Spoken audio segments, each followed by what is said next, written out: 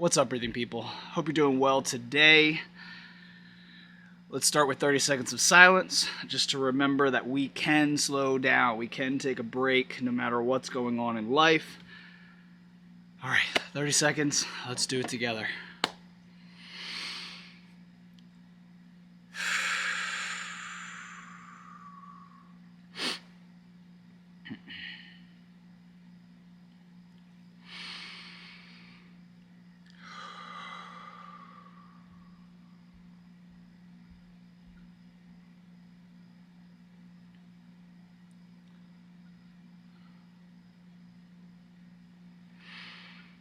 All right.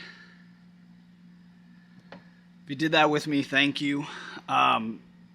We do these 30 seconds of silence. You can do a half hour of silence. The more the better.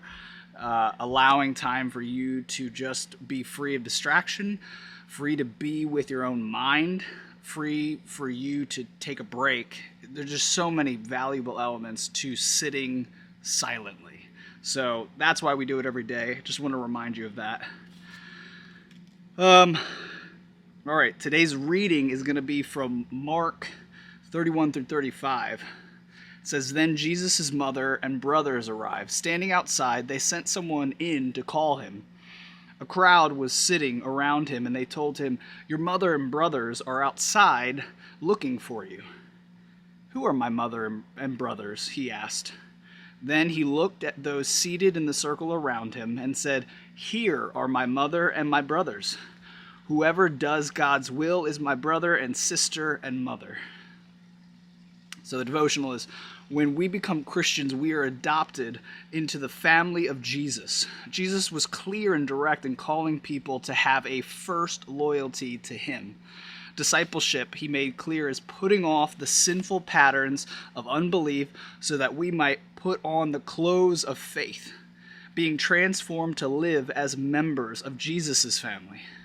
As we go back and go forward, we find that it is a never-ending process.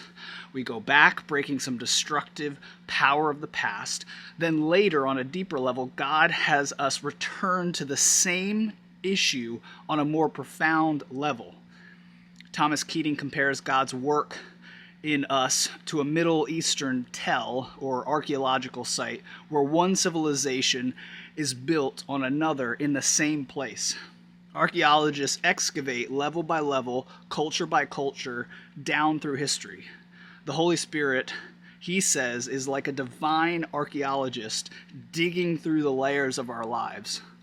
The Spirit intends to investigate our whole life history, layer by layer, throwing out the junk and preserving the values that were appropriate to each stage of our human development.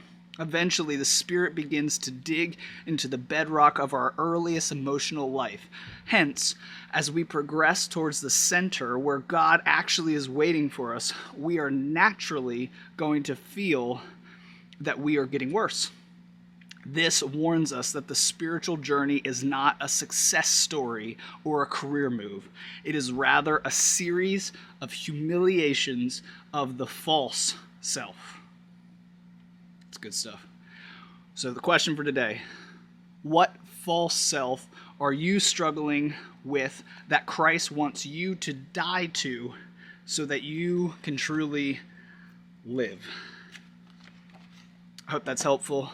I hope that's something that you can ponder today. I love you all. I'll see you on the next Daily Breaths.